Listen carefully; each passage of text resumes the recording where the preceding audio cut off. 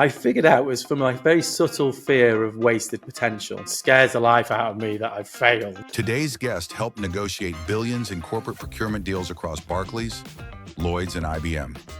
Alex Grundy is the co-founder and CEO of Spendkey, an AI-powered procurement intelligence platform, now a global team of 30 plus across the UK, US, and India. You spent years doing major deals at banks like Barclays and Lloyds. What made you step away and build Spendkey? It was my responsibility to buy things for my employer. As I went throughout my procurement career, it got more and more advanced. So the deals would get bigger and more complex as you go up. We dive into Alex's journey from corporate buyer to consultant to founder, revealing how 2 decades of strategic sourcing experience prepared him to build one of today's fastest moving AI procurement platforms. So if you stay at something long enough and if you're smart enough to iterate, that's how we've sort of gone from zero to where we are today.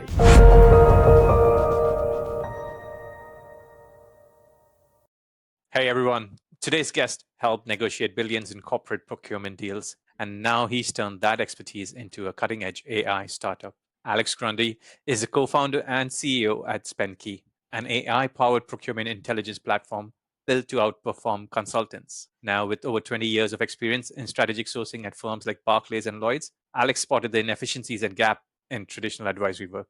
And guess what? Decided to build something better. So now Spendkey is now a global team of 30 plus across the UK, US, and India, competing directly with the big four consultancies and winning. It's faster, more accurate, and delivers actionable recommendations using intelligent agents tailored to each vertical. And in today's episode with Alex, we explore his shift from corporate to founder, what it takes to build IB-driven AI in a practical industry, and how Alex defines successes not by titles, but by outcomes. Alex, welcome to the show. Great to have you here today. Thank you very much for having me, Tamak, and I'm looking forward to the show. Fantastic. So Alex, let's start. You spent years doing major deals at banks like Barclays and Lloyds. What made you step away and build Spendkey? Also, give us some bit of background. What were you doing in Barclays and Lloyds too? Yeah, of course. So I started my career in procurement as a buyer. And to give it a generic term, it was my responsibility to buy things for my employer. My second job was Barclays Bank. My first job was IBM. And at Barclays Bank, I think probably the biggest deal was healthcare. So they spent time 50 million a year on healthcare, and we did a 5-year deal with a healthcare provider. So that's a 250 million pound deal 20 years ago. So it was, I think, one of the biggest in Europe in terms of coverage of, either 30 or 50,000 employees with private medical insurance. So that gives you an idea of the scale of buying when you're buying for 30,000 FTE, not going down to the corner shop for a pint of milk on a Friday morning. Toilet paper, right? Yeah. Exactly. So hopefully that gives a little bit of context. As I went throughout my procurement career, it got more and more advanced. So the deals would get bigger, M&A type activity, we'd be doing carve-outs, and you get more complex deals and outsourcing, et cetera, as you go up the curve in complexity, let's say. And what made you step away and build Spendkey? What was the turning point there? I think one of the biggest drivers, which is an interesting question because I was asked this the other day by an investor, and I answered the question and I walked away and I thought that was a really terrible answer. Are you going to tell us that one then? No, I won't tell you that answer. It made me reflect on sort of what motivates me and where does my drive come from. And on that reflection, I figured out it was from my very subtle fear of wasted potential. When you dig a little bit deeper, I have very high standards and I'm very ambitious, and I want to achieve something. And if I don't, it scares the life out of me that I've failed. So that is just in me from, I think, my wiring, my genetics. So I've been on a journey that's always got me closer to fulfilling what I believe is my potential. And I've always wanted to start a business. And perhaps some of that's driven by my family, who are also entrepreneurs and self-made, etc. And the journey I took through the corporate world was to get a lot of exposure and then leverage that experience into something where I could add value for a customer. And that meant going and starting as a contractor very early on. Within, say, 4 or 5 years, I started contracting for, I think Credit Suisse was one of the first contract roles, and I was doing consulting there. And then I continued to contract, and then I actually started my own consultancy. So I started doing services. I then expanded, so it was me plus a team of 12 associates. Right. And then I saw an opportunity, and this was in spend analytics, where I was using spend analytics for my job. Okay. And I was so underwhelmed with the outputs and believed that we could do better. And I then thought, right, I'm going to build a product that helps me deliver my services more efficiently. And that's been my journey into becoming a founder. So it's independence as a contractor, starting a consultancy in my sort of comfort zone. And the big sort of leap is now, a VC-backed product SaaS company. And that's, let's say, this is the one for me. This is the one for you. Talk to me how, in terms of your mindset, right? How did that change over this, right? From permanent to contracting to now founder? I think probably the biggest shift in mindset was going from a contractor to a consultant. It's very subtle, but when you're paid as a contractor, you're effectively there to do a job that is defined, i.e., somebody hires you because they want you to do a job. When you're a consultant, it's your job to define the role. And that shift in expectation is far bigger than I anticipated. And so you go from, I'm quite comfortable here delivering what somebody's asked me to do. Okay, you've got to think on your own feet. But then you've got to figure out and advise people what to do. The great thing about being a consultant is people listen to you. And I was amazed, just because I was labeled a consultant, how much impact and how much people would listen, as opposed to me being exactly the same person, a few weeks before, with the same advice, and nobody would listen. So that was a big mindset shift. And I think what you effectively, there's a lot more weight to carry. And I thrived under that pressure, or at least I enjoy the challenge, let's say. And so you're going from, I have to deliver my role, to I have to think way more broader about all of the different nuances to be able to deliver value, and how do I generate that value. So it was a huge change. The other mindset shift I would mention, so that was one, from contractor to consultant, and then the other was from procurement buying to sales. So I'm now responsible for sales. Yes. And that is you think you know sales because you're a buyer, but you've got no idea. That's what I would say. And so how did you go about actually, enriching your sales skills? I would say not expert. I mean, can I call you an expert in sales right now? Sure. How do you? I'll take it. So we're selling products. So the proof's in the pudding. So we are selling. I think, I would say there is no shortcut, unfortunately. And most, if you listen to these types of podcasts, I certainly see a pattern. I think that's one of my skills, is seeing a pattern amongst the noise. But, it's Nike's sponsorship logo, just do it. And you only really learn and become wise and good at something from doing and experience. And what that tends to mean is failure. So if I look at Spendkey, 5 years old, arguably that 5 years of failure, and it will be another 5 years of failure that are continuously improving our sales, if you like. There are, of course, ways to ensure that failure isn't catastrophic. And what I would do in that situation, and I still do this today when I meet a blocker, is how can I find somebody to help me with this blocker, either within my network, immediate family, friends, professional network, and then, of course, books. So not even books these days, right? 2-minute videos or YouTubes or whatever it can be. Yeah, TikTok is a great source of information to stay up with current affairs on news, right? And same with X. And it's like anything. If you're not an expert, and I was no expert in sales, I mean, I had a sales coach. I read sales books. But I was always asking for advice so that the next day I could implement it. So this is the trick, and it circles back to the just do it. Okay. And the more I take advice and read books, I think the more I lean into the just do it Yes. as being the best way to learn. Yes, absolutely. Yes. I mean, from a business coaching point, yeah, we always say action beats anything else, right? You can sit and plan everything. If you don't take action, it's useless. All right, Yeah. good stuff. And Alex, you started Spendkey with just 2 founders, right? And now you have got 30 people globally. How did you actually go from 0 to where we are today? I need to understand that so even the audience can relate to that too. So I think blood, sweat, and tears would be the high level answer, but it is certainly the reality of our journey in terms of there was no overnight success. There was no huge investment. So I bet my life savings on this working, as has my co-founder Akshay, who I will mention, who's been instrumental in this journey. The one thing I would say is time in the trenches. So if you stay at something long enough, and you'll hear this in a lot of podcasts, people often give up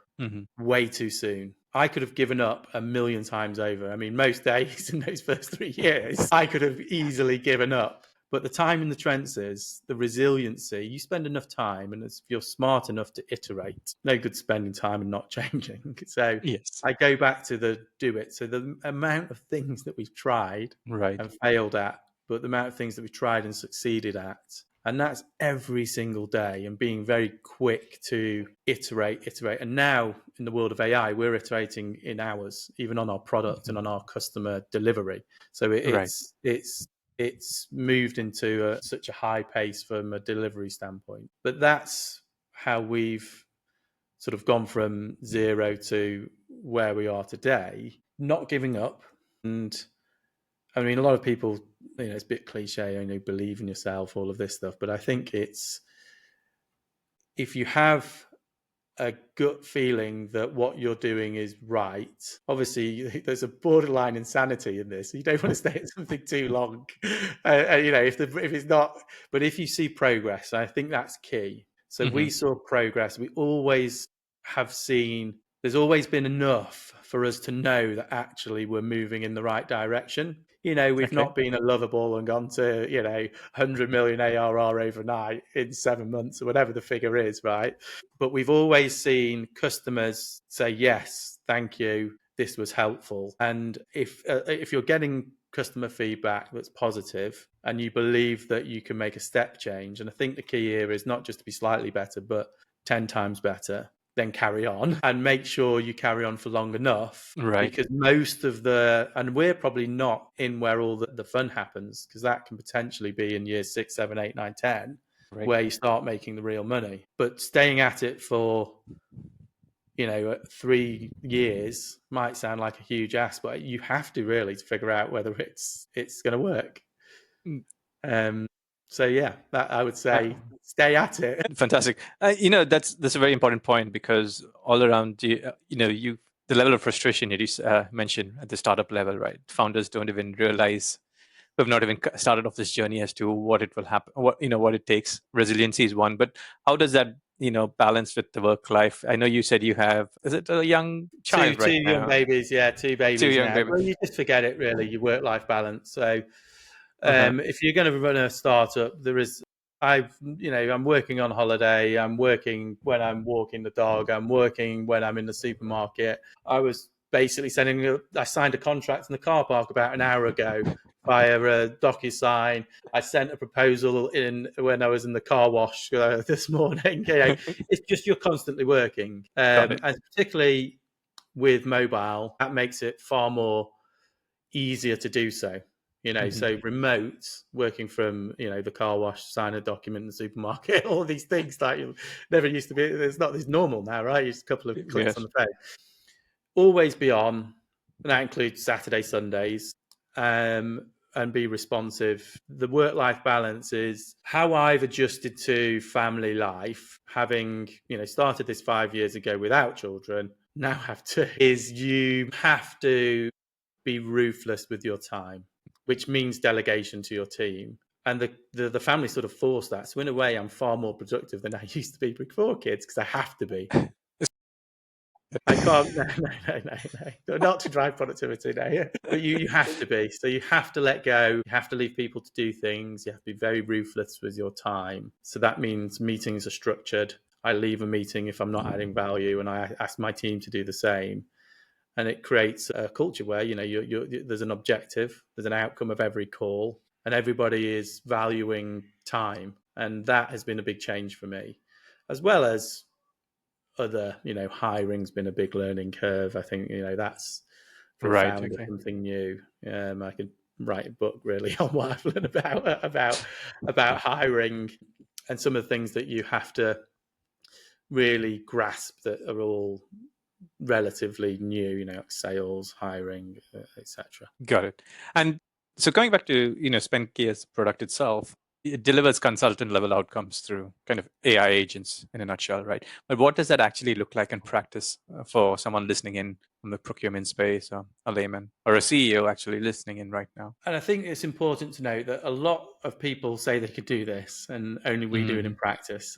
And accurate spend analytics down to sourceable category level within 10 days is the foundation of our product. Our AI supported opportunity assessment, where we articulate what to do, why we think you should do it, and how you can do it yourself as the output. Right. And then we would do targeted deep dives where it makes sense to in hotspots, high spend categories. And that would involve going into documents such as contracts, invoices, bills of material, and so on.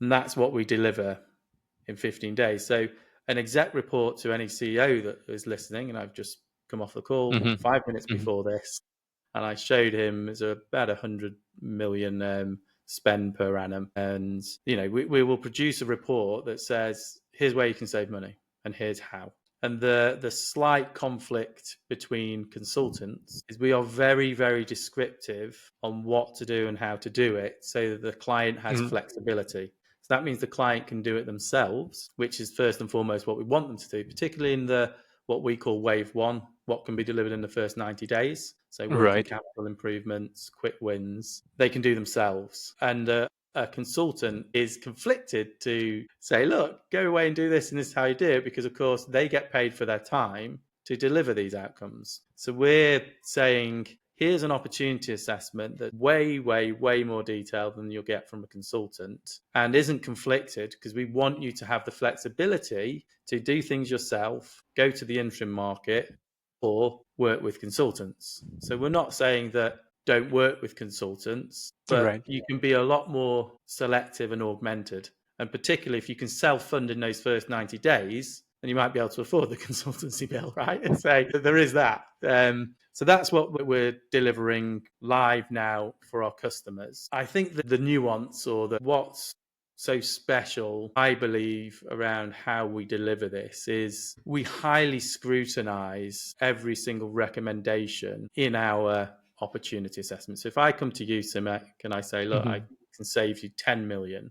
First thing you're going to do is be doubtful. And then the second thing you're going to do is you're going to apply all of your knowledge and wisdom to the report that I put in front of you, and you're going to challenge it.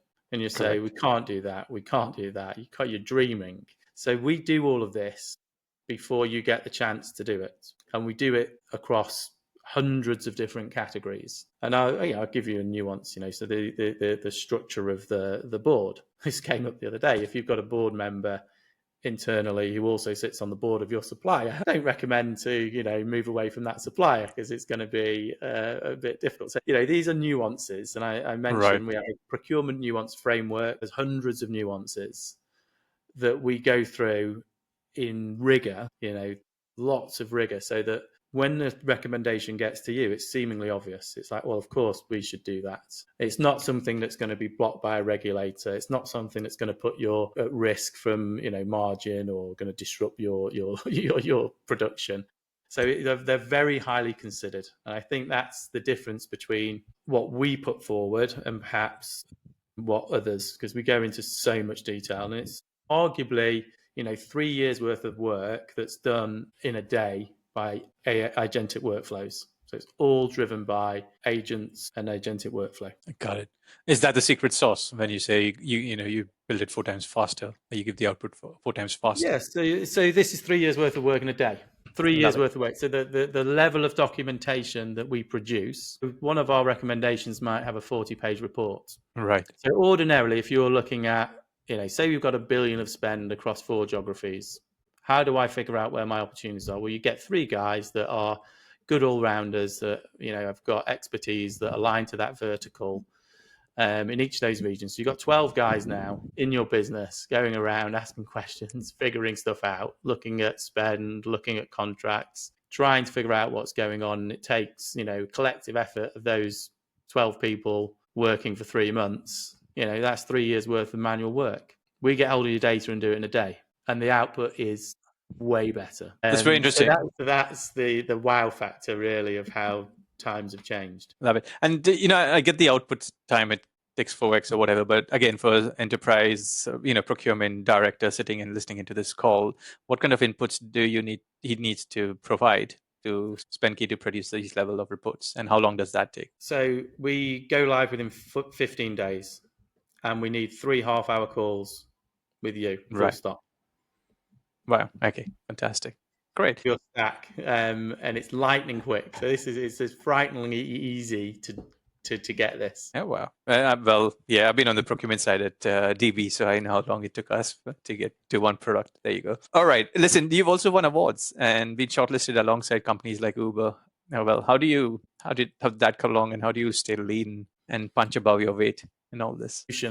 I think the it's great to be alongside these huge names like Uber, who've got bucket loads of budget and R&D and all the rest of it. But I think for us, we're so flat as an organization, we can iterate way faster. And what that means is, I'll be on a sales call this morning and we've got something in production within 2 more days. It's that quick. And it's producing results. So within hours and days, so now our team meetings, when we're talking about agentic workflows, marketing, sales, product research, R&D are all on the same call. Because as soon as I say we're going into production with this, it's in production, marketing need to know about it, sales need to know about it, and it's got to be built, and then it's got to be scaled, and then it's got to be, so that's, and we hear about these. I mean, we're not quite the 4-person team that's at $1 billion revenue, but we're still very lean, and we're still beating, teams of, hundreds and, these huge organizations because of how fast we can iterate and how fast we can, most importantly, solve the customer's problem in this new world of, of AI. Forward deployed engineers is the sexy word, right, that everyone's talking about. Great. And talk to me, I mean, also for, the audience listening in, startup, you have teams across the 3 continents. And how do you get the efficiencies or the productivity so high? And what's the magic ingredient that's there that binds the team together? This is going to be a controversial one now. So I'll start with the controversy, and then I'll talk you through how we do it in practice. But what I have learned is you can put in place structures, governance, process, and all of this stuff that all the books will talk about, but you can't compensate for culture. And what I mean by that is if you've got the right people, doesn't matter about your structure, your pods, whether you're in, US, India, Europe, none of that matters. Right. So if you find the right people, you can relax about where they are in the world, whether they're in the office, whether they're remote, because it will just happen. So find the right people first. And the only way you do this, and this is the controversial bit, is you have to fire probably 2/3 of the people that you hire. Because unless we've got the best hiring, really robust hiring process that we've learned through 5 years of hiring. But you also need to sort of recognize when to let go. And that's very hard for you to do in your early days as a founder. Mm-hmm. But you get, I think it's so critical to be able to move fast that you have the right people. Otherwise, you have to lay yourself in process governance, and you're only just compensating for the wrong people. So that's my sort of controversial piece, is you have to learn how to let people go quickly if they're not the right fit. Is that what you meant when you said you can write a book on recruitment? I think it's so overlooked. It was so overlooked by me. I even went against my gut probably in the early days, which I've Right. learned now not to do when I'm hiring. So there's just so much that goes into the hiring process that you can only learn by the mistakes. Listening to this, hopefully people listening to this can, take away a little bit and say, oh, well, I'm going to go with my gut. I need to let this person go. But let them go tomorrow, not in a year's time. Yes. And that's very difficult to do. So we did a lot of that, but by doing it, we've learned. So you might have to make those mistakes to learn, unfortunately. And then I think clear boundaries in terms of what people are responsible for, and making sure that you protect them so that they can flourish. Because it's very easy in a startup to get really messy. Yes. And everyone's doing everything, and the whole world falls apart. As a founder, I was certainly caught up in trying to do everything myself in those early days, but now I don't. It's very clearly defined what I do, and we try and have those very clear boundaries between the regions, what each region is responsible for, Okay. and how each region will operate, so that it doesn't get messy. So there has to be clarity on what we're delivering in the next 90 days. Okay, beyond that can be a little bit more uncertain, but the next 90 days, we know exactly what we need to do and in what timeframes and how we're going to do it and who's going to do it and all of that. Well, that's amazing. Yes, and I know that if the landscape changes so quickly for you all, if you're in 2 weeks or a week, you get a new release in place. Makes sense out there. Now, but how do you balance that part of it with, today the skills are in high demand. So obviously compensation is massive for these resources. How do you go about balancing that? I can see a smile on your face. I think you've got scars. I think I would love to answer that question in private. So if anyone thinks, Okay. oh, I'd love to know Alex's answer and is listening to this, ask me over LinkedIn and I will give you the private answer. But I think the public answer into we're all fighting for A players, right? Yes. And we all want to. So, a forward deploy engineer in San Francisco, $800,000 per annum. We can't afford that, right? But we have forward deployed engineers that work in Spendkey. And we have AI advisors on 7-figure salaries. We can't afford 7-figure salaries. So you have to be very resourceful in terms of how do you get the best from resources that you can't afford. So create relationships with people that know what they're doing. Be nice to them. Most people will help. I mean, it's amazing how many brilliant people have helped me and not wanted anything in return, but just to see me do well. That's all they want. And what you find is usually the more experienced and perhaps perceived to be senior they are, the more willing they are to help and give it all away for free because they're already, got millions in the bank and all the rest of it. So you have to be very resourceful as a founder. And then you have to hire the right mindset and train them in a nutshell. And you have to be, and again, you have to do it in a way so that they're motivated to stay. And that is key. So people leave when there's no growth. Right. So if we weren't growing, if we weren't winning awards for AI, if we weren't building leading edge agentic workflows, everyone would believe because we don't pay them $800,000 a year. And this is where, if you're on $800,000 a year, well done to you for first and foremost, and you're working for one of the, let's just say, a large corporate in-house AI team. That's what they're paying. Yes. That actually, they might even be desperate to leave because their AI is failing or whatever. So they might not have the same growth and career development that perhaps they will get here at Spendkey. The challenge is you've got to provide an environment where they're growing so that they want to stay. And then if you do that, you can be, I guess, you don't have to pay them $800,000 a year. That's the play. And of course, we can incentivize with options and all the rest of it. Culture, people like to come into Spendkey. And again, you've got to get rid of people if they're gonna change the cultures. When you look at the law of averages, it's very difficult to keep this culture because you've got to constantly maintain it. So I don't know if that's helpful, but that's a little bit of what we do. We don't pay through the nose. We train so that those people become the 800,000 a year, and then we retain them by keeping this growth mindset where they're constantly learning.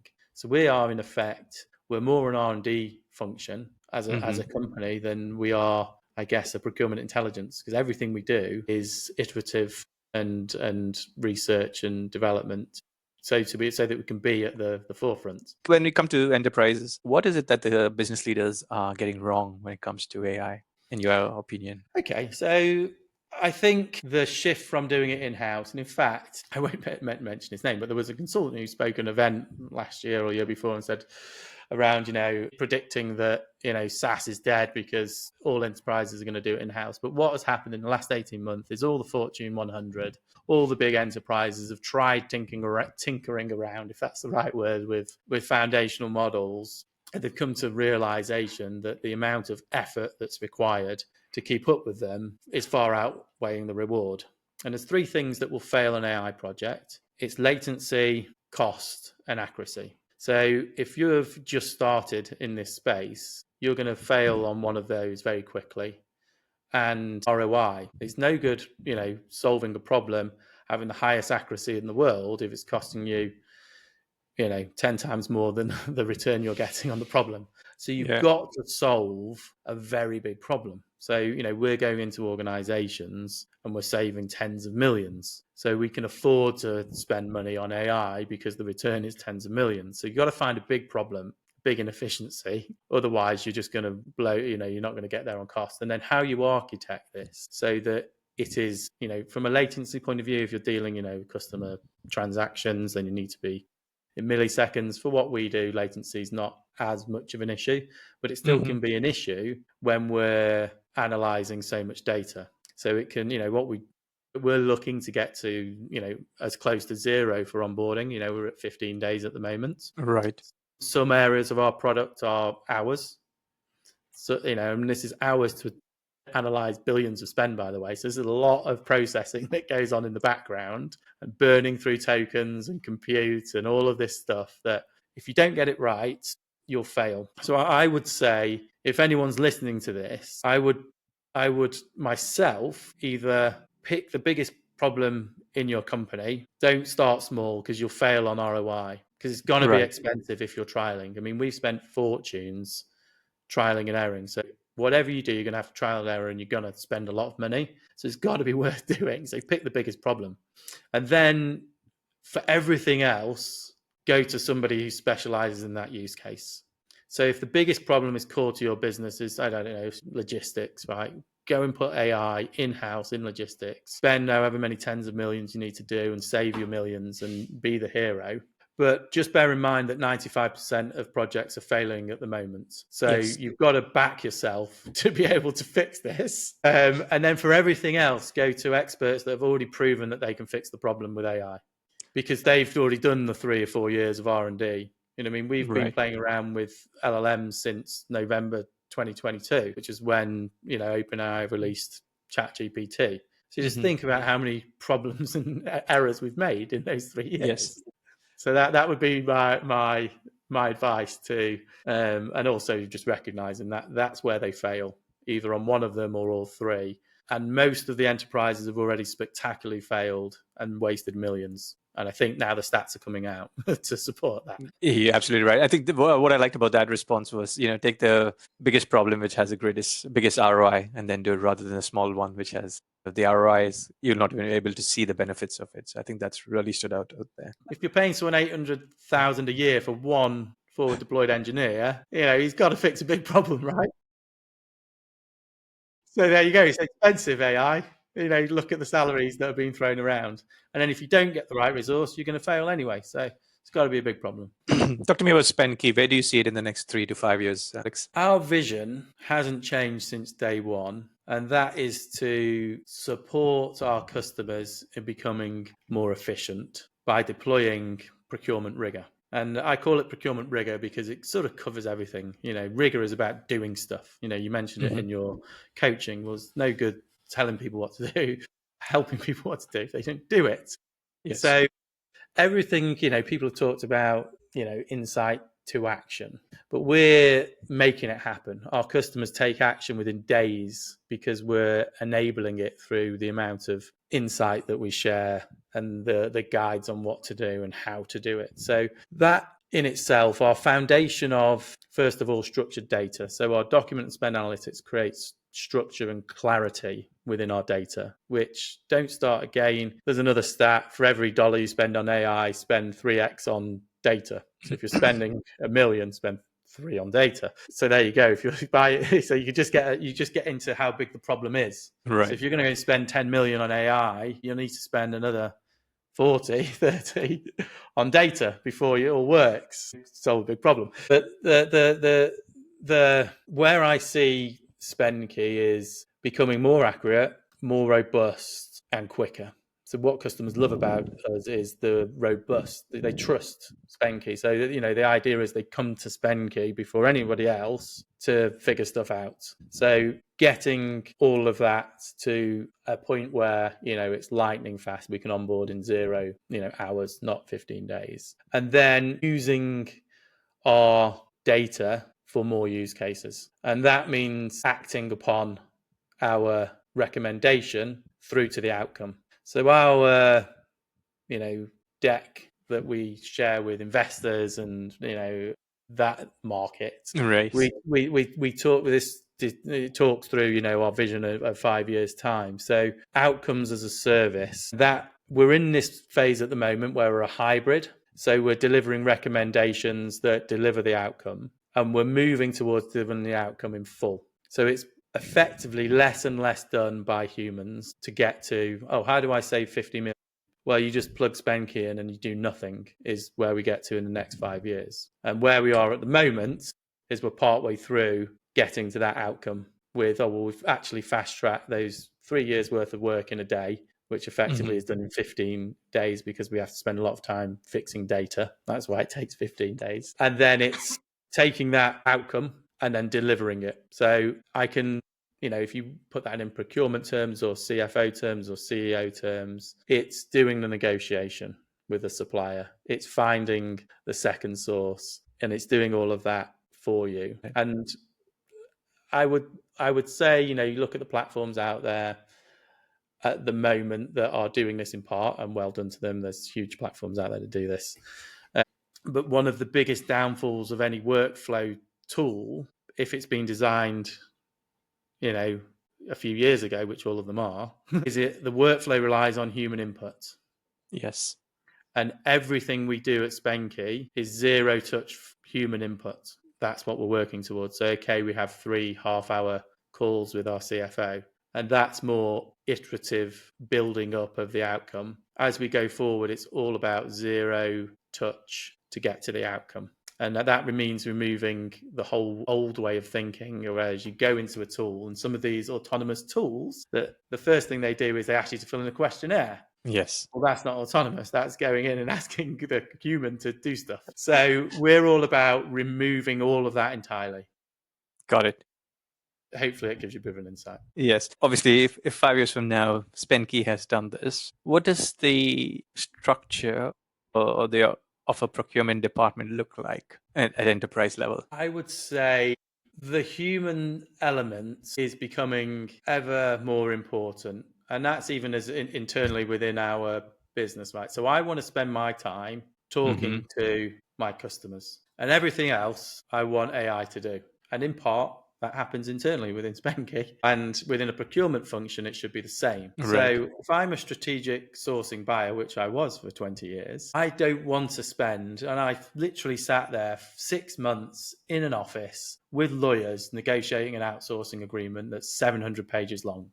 And I've done loads of them, and that really, the amount of resource that goes into closing these deals, really it's about, well, how do we make that as streamlined as possible? And I use that as an example. All of these tasks that within procurement that have taken forever, like an opportunity assessment, 3 months and 12 people, It's just like, how can we make them 15 days and 3 half-hour calls? And every task in procurement is so we can get rid of all these things that take forever and are quite, actually quite tedious, although I do enjoy the negotiations, so that will be lost. But how can we sort of streamline it so that I can actually then think about the relationship and the additional nuance that can't be done by AI, or not necessarily that can't be done by AI, more the optionality. Mm-hmm. So much can be done by AI, and then sooner or later they're going to decide on the option as well. And I don't know what happens then to the procurement team, like non-existent. But I think at least in the next 5 years. Oh, you said it. You said that. I think in the next 5 years, it's how do we? So even when the procurement is non-existent in the decision, we're still going to need to govern the AI. And it's almost happening now, right? So I even go into conversations with customers and we might actually say, is there anything else that you want the AI to do? So we're already thinking about what else can we get the technology to do? So what are your pain points? And in fact, some really good stuff come out of that open-ended question. And the more and more that the AI can do, I think the more value we unlock and we just become more productive. So it's not necessarily about, teams will shrink hugely. Yes, they will, because AI can do a lot of the grunt work. But teams will also grow where we're actually we're being more productive and doing more with AI. So it's very interesting. I think, it's going to completely change in the next 5 years, but probably not as much as as we're making out. It'd just be, so we're still going to exist and they're going to just look slightly different and it's going to be maybe half the size, but that's probably next 5 years. I'll get you back in another 3 to 5 years and we'll have the same conversation. Alex, if your team was listening in right now, they've on this call, what would you want them to say about working with you? Or what would they say about working with you? Well, working with me, what would I want them to say? Let's go with what would they say right now. What would they say? Yes. So I hold the team to very high standards, and in return, I'm very open and honest and approachable and pragmatic. So I do not micromanage my team. I let them get on with it. I let them make mistakes. And when they make a mistake, I embrace it and say, well done. You'll know not to do that next time. At least you're trying. So for me, I'm always encouraging the team. And I'd like to think that they would say, absolutely, Alex, that's what you do. You hold us to a high standard, but you are not there saying that's a bad thing when you're making a mistake. I'm saying that's brilliant. Carry on, keep making mistakes. And you can afford to do that when you're working with great people. So I go back to them, you can celebrate the mistake because these are smart guys. I don't need to be sort of saying they know it was wrong if they made a mistake, so it's all about, you can be way more empowering to your team members when you're working with, and I can have this style. I don't have to micromanage. I don't have to have these pods, these systems where people are checking in and telling me, I can celebrate them making a mistake because I know they're going to fix it, which means, but I can also hold them to the scrutiny of my high standards. And that's really about the culture. So if everyone's got that high standard, then we all breathe this culture of, working towards the vision. I just love that you'll celebrate failures in a way, but you'll also go down with a sledgehammer on someone who's failing, especially in a startup environment. The last question, what's one book or podcast you would want every CEO founder to listen to or read? I would say when it comes to any challenge that you have, I think I may have mentioned this earlier on, then that once you've leaned into your network, once you've gone to either bigger companies or similar size startup and dropped the founder a note or dropped that role. So, lean into people first, then lean into books, but lean into the books with the view that you're going to actually take action immediately after you've read it. The best book that I read was The Qualified Sales Leader. And it was, it's not a big read, but what I loved about it is every page I read, I put into action the next day. And as a founder, you want to be taking action. So if you're reading a book and it hasn't inspired you by the end of it to take action, it's a wasted book and you've wasted a lot of time. So pick books that you think are very close to motivating you to take action. And really, so if you've got a challenge, mine that, I think I read it. It was a friend who read He recommended me to read it, and he said, well, this is the one that you should read. And he said the same thing, you're going to put this into action. So that's my recommendation for founders that know nothing about sales. Read The Qualified Sales Leader, because you're bound to take loads of action on every page that you read, which makes it more exciting to read the next chapter. Because what else can I implement next week? Fantastic, Alex. That's a wrap for today. That's a pod. Thank you very much for being on the show today. Appreciate it. Thank you very much. I've really enjoyed it. Thank you for your time, Sam.